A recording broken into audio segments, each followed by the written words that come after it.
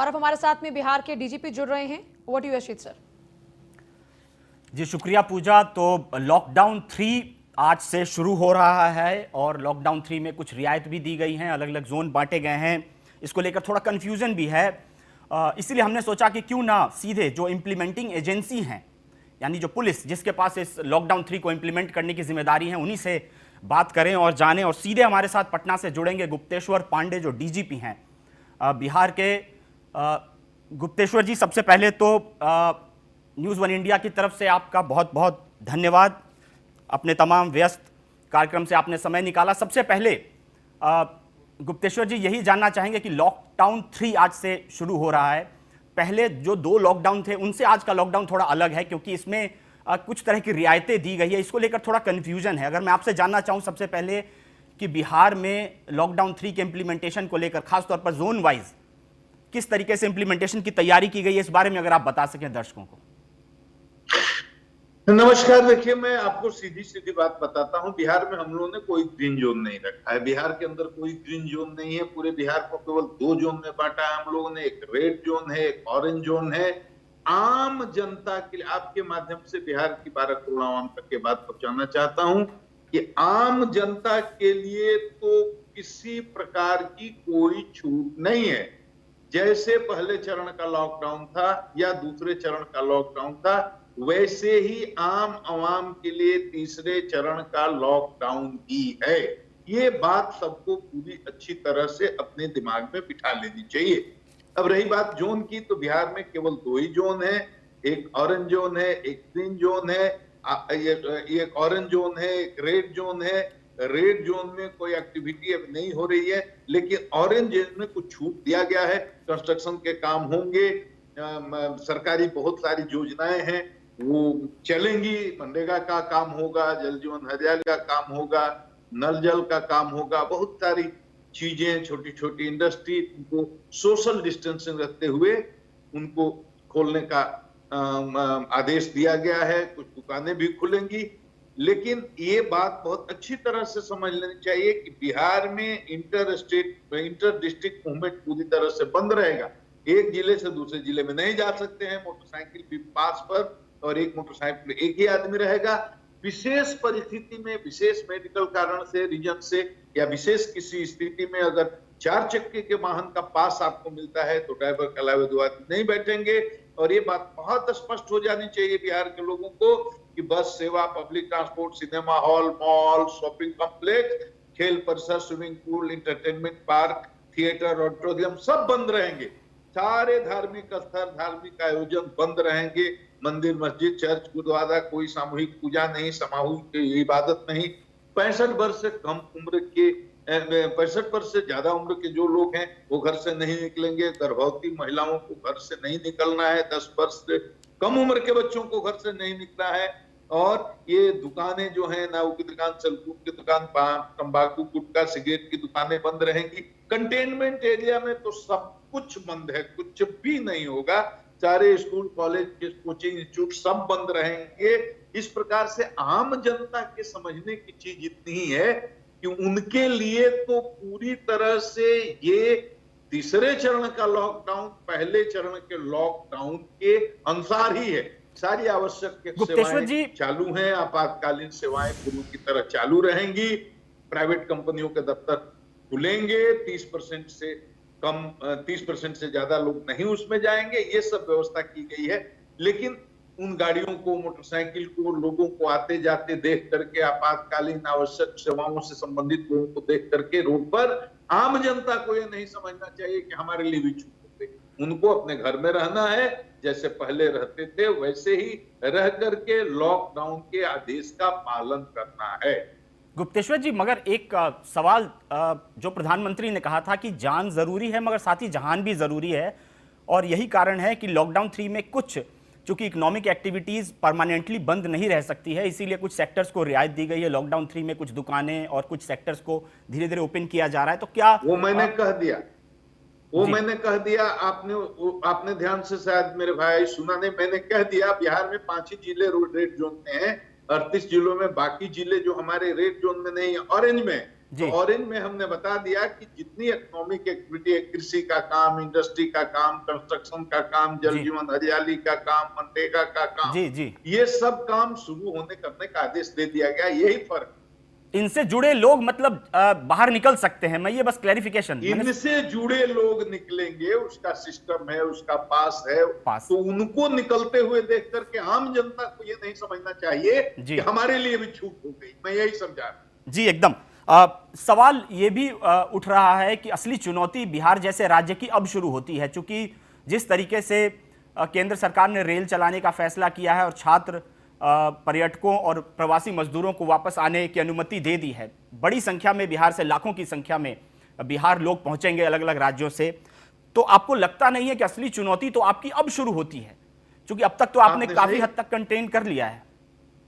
बिल्कुल आपने सही कहा, चुनौती बहुत बड़ी है, इसमें कोई शक नहीं। और ये चुनौती सरकार के लिए भी है, चुनौती प्रशासन के लिए है, ये चुनौती पूरा यहाँ के स्वास्थ्य कर्मियों के लिए है, डॉक्टर्स के लिए है, ये चुनौती, सबसे बड़ी चुनौती तो पुलिस के लिए है, क्योंकि लॉकडाउन को जमीन पर उतारने की प्राथमिक जिम्मेदारी, इंप्लीमेंट करने की प्राथमिक जिम्मेदारी तो पुलिस की होती है।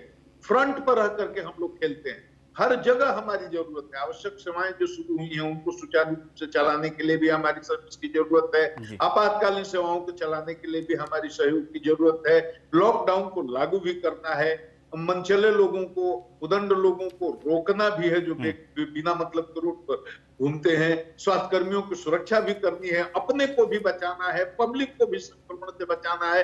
तो हमारी जिम्मेदारी बहुत हो रही है, और बाहर से कितने लोग आएंगे इसका सही अंदाजा तो अभी नहीं है। 25 लाख से ज्यादा मजदूर हैं, लाखों की संख्या में छात्र हैं, केवल कोटा की बात नहीं है, देश के हर राज्यों में फैले हुए हैं हमारे बेटा बेटी, हमारे छात्र और छात्राएं, तो वो लाखों की संख्या में है। कुल जोड़ दें तो 30 लाख से भी ज्यादा लोग होंगे। अगर इसमें से 50% लोग भी अगर आने का निर्णय लेते हैं तो ये संख्या बहुत बड़ी होगी, 15 लाख के आसपास। इन लोगों को लाना है सम्मान के साथ, बड़ी कष्ट में है, बड़ी पीड़ा में है, बड़ी तकलीफ में है, बहुत दिन से बाद अपने घर से अलग होकर के इस कोरोना के संकट में अकेलापन, एकाकी जीवन, तमाम पीड़ाओं को, तकलीफ को भोगते हुए जी रहे हैं, बड़ी बेसब्री से छटपटाहट में आ रहे हैं। हम चाहते हैं कि सम्मान के साथ उनको हम रिसीव करें और उनको क्वारंटाइन सीमा पाएंगे।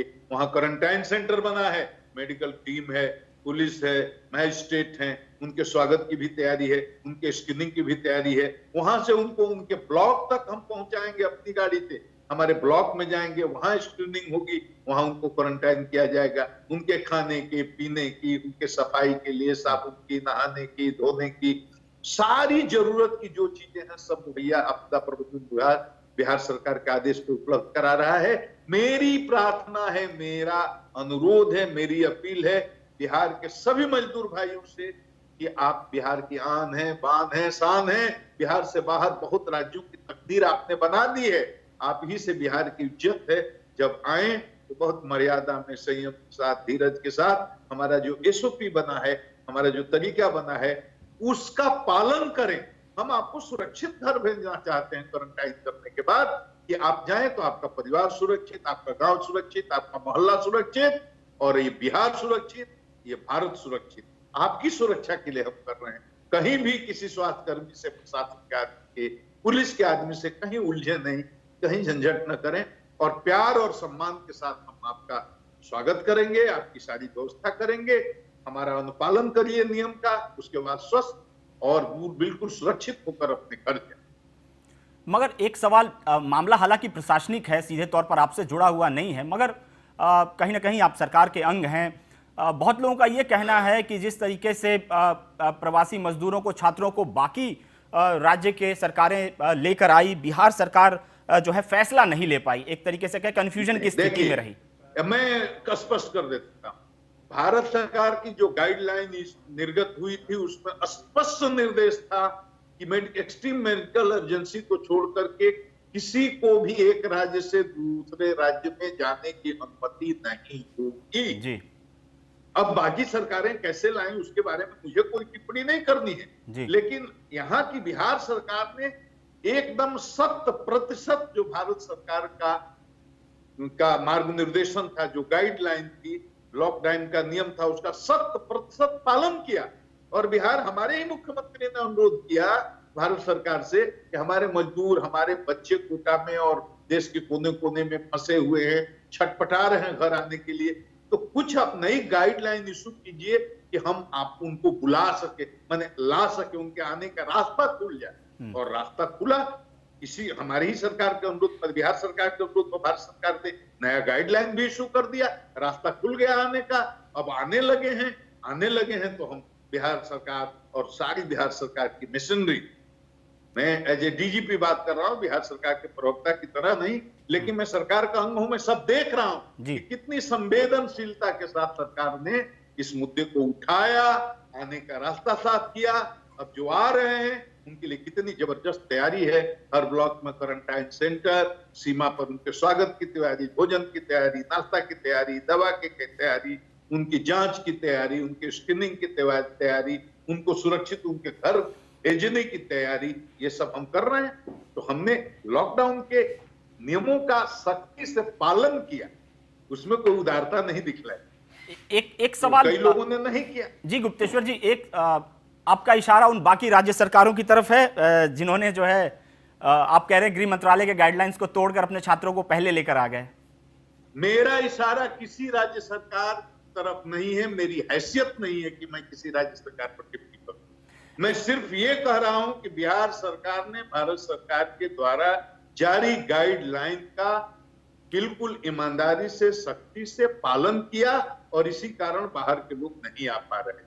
जब गाइडलाइन में परिवर्तन हुआ तो आने का रास्ता साफ हुआ, हम उनके स्वागत की और उनको सुरक्षित घर पहुंचने की व्यवस्था करना, बस। एक सवाल मैं आपसे जानना चाहता हूं, क्योंकि बहुत लोग फोन करके पूछते हैं कि रेलगाड़ी और बसें जो तमाम सार्वजनिक चीजें हैं प्रवासी मजदूरों और बाकी के लिए, मगर उसके अलावा भी कई लोग हैं बिहार के जो बाहर फंसे, उनके पास अपनी गाड़ियां हैं, उनके लिए क्या गाइडलाइंस है? कोई पास आपकी तरफ से जारी हो रहा है या जहां वो रह रहे हैं? मेरी जानकारी में भारत सरकार ने छोटे वाहनों को, मान निजी गाड़ी को जाने की अनुमति अभी नहीं, बस। तो जो बाहर अपनी गाड़ी से आना चाहते हैं वो भी नहीं आ सकते हैं? मेरी समझ से अभी उनको पास मिलना मुश्किल, अगली गाइडलाइन का इंतजार रहेगा। जी, एक सवाल आपसे जानना चाहूंगा पुलिसिंग को लेकर। कहते हैं कि हर संकट अपने साथ संभावना भी लेकर आता है, और कोरोना में अगर देखिए जो संभावना पुलिस डिपार्टमेंट की देखिए तो एक पुलिस की अलग ही छवि देखने को मिली है, चाहे वो सामान बांटते हुए हो, लॉकडाउन में पुलिस अधिकारी गाना गा के लोगों को समझा रहे हैं, एक अलग ही रूप। और केवल बिहार की बात नहीं कर रहा हूं, पूरे देश में पुलिस की एक जो छवि बनी हुई थी उसको तोड़ने में काफी हद तक आपको लगता है कोरोना ने एक संभावना दी है, और काफी हद तक लोगों को एक पुलिस का दूसरा रूप देखने को पहली बार मिला है। आपको लगता है एक बड़ा चेंज जो है पुलिस को लेकर और पुलिसिंग को लेकर पूरे देश में हुआ है? एक सकारात्मक परिवर्तन हुआ है, इसमें कोई शक नहीं है। ये अंग्रेजों की जमाने की पुलिस है, गुलामी के संस्कार हैं। पुलिस की छवि नकारात्मक पूरे देश में, मैं बिहार की बात नहीं कर रहा, आम जनता को भरोसा ही नहीं होता, खास करके जो कमजोर वर्ग के लोग हैं, जिनके पास पैसा नहीं, पैरवी नहीं, वो पुलिस के न्याय पर विश्वास ही नहीं करते थे, और पुलिस की छवि हमेशा नकारात्मक रही है। लेकिन इस समय पुलिस की छवि बहुत ही सकारात्मक हुई है, क्योंकि पुलिस वाले केवल अपनी ड्यूटी नहीं कर रहे हैं।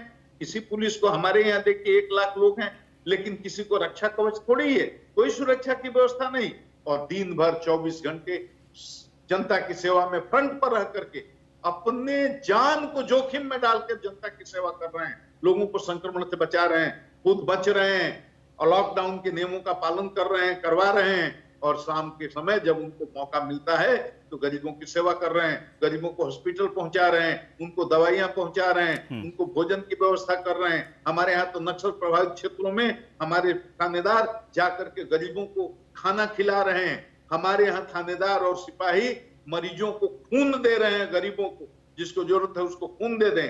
हर एक जिले में, 40 जिलों में हमने सिपाहियों की और अधिकारियों की टीम तैयार करके रखी है कि जिसको इमरजेंसी में रक्त की जरूरत हो, खून की जरूरत हो, नहीं मिलता हो, तो तुरंत फोन करे, हमारा सिपाही, हमारा जवान, हमारा अधिकारी जाकर के जिस ग्रुप का खून चाहिए हम उसको उपलब्ध कराते हैं। तो जनता में एक सकारात्मक संदेश जा रहा है, और ये पूरे देश की पुलिस के प्रति, पूरे देश की जनता में जा रहा है। ये पुलिस विभाग के लिए बहुत ही अच्छा मौका है। मैं अपील भी करूंगा, और करता रहता हूं बिहार में, तो मैं पूरे देश की पुलिस से अपील करूंगा, चाहे वो सिपाही हो, चाहे अधिकारी हो, कि जनता के दिल को सेवा से जीतने का यही अच्छा समय है। सेवा से जीतिए, सेवा से, और लोगों को सेवा करके अपनी छवि में सकारात्मक परिवर्तन लाइए। जी गुप्तेश्वर जी, इसमें कोई दो मत नहीं है कि पुलिस की एक बहुत ही उनका जो सराहनीय प्रयास है वो देखने को मिला है और उनकी छवि काफ़ी हद तक बदली है इस लॉकडाउन के दौरान। मगर आपको लगता नहीं है, चूंकि वो जैसा आपने सही कहा कि सबसे फ्रंट पर ये तमाम लोग हैं, इनके पास कुछ किसी तरह का सुरक्षा कवच भी नहीं है and they are prone to exposure of corona, इनके लिए किस तरह का इंतजामात है या किस तरह के इनको बचाने के लिए, चूंकि सबसे फ्रंट पर ये लोग हैं, किसी तरह की कोई आप लोगों ने किसी जैसे कई राज्यों ने किया है कि 50 साल से ऊपर के जो हैं या मेडिकली थोड़े डायबिटिक हैं उन लोगों को इस तरह के जोन में नहीं भेजना, इस तरह की क्या कुछ गाइडलाइंस या कुछ प्रिकॉशनरी मेजर्स लिए गए हैं कुछ विभाग की तरफ से? मैंने तो सबसे पहले कर दिया जी। मैंने कह दिया कि जो बूढ़े हैं, बीमार हैं, रोगी हैं, लाचार हैं, 55 साल के ऊपर हैं, उनको कहीं भी एक्टिव एक्सपोजर की जगह पर रखना ही नहीं। उनसे लाइट ड्यूटी लें या उनको आराम करने के लिए बोले, मैंने सबसे पहले कर दिया जी। और सबको हर जगह सबको मास्क दो, सैनिटाइजर दो, सॉप दो, हाइजीन देखो। जितने पुलिस एस्टेब्लिशमेंट हैं, मैं खुद जाकर के इंस्पेक्शन करता हूं। पटना पुलिस लाइन का जाकर के इंस्पेक्शन किया और हमारे जो 5 रेड जोन हैं वहां हमने तय किया है, कल से मेरा दौरा शुरू होगा कि मैं सब रेड जोन में अपने खुद जा रहा हूं अपने लोगों की सुरक्षा व्यवस्था देखने और रेड जोन में किस तरह से लॉकडाउन को इंप्लीमेंट किया जा रहा है उसका भी निरीक्षण करने और सीमा पर किस तरह से रिसीव करने की तैयारी हुई है मजदूर भाइयों को, उसकी व्यवस्था देखने। तो कल से तो रेड जोन का दौरा मैं खुद ही शुरू कर रहा हूं, तो ये हो रहा है। एक सवाल ये भी है कि कई जगह से आपने देखा कि पुलिस वालों पर हमले की भी खबर आई, चाहे पंजाब में हो जहां एक एसआई का हाथ काट दिया गया, उत्तर प्रदेश में हमने देखा जो पुलिस वाले जा रहे थे हेल्थ कर्मियों के साथ उनके ऊपर पथराव हुआ। इस तरह की कई चीजें भी, घटनाएं भी देश भर से सामने आई। इसको किस तरीके से देखते हैं कि जो कोरोना वॉरियर्स हैं उनके ऊपर, और जैसा आपने सही कहा, देखिए रूल ऑफ लॉ या फियर ऑफ लॉ, तो रेस्पेक्ट फॉर लॉ हो या फियर ऑफ लॉ हो, ऐसे ही प्रशासन चलता है। या तो कानून के लिए इज्जत हो या कानून से डर, दो ही तरह से प्रशासन चलता है। तो जिसके हृदय में कानून के लिए इज्जत नहीं है, रेस्पेक्ट फॉर लॉ नहीं है, उसके अंदर फियर ऑफ लॉ पैदा करना। और फियर ऑफ लॉ कैसे पैदा करेंगे? कानूनी कार्रवाई से।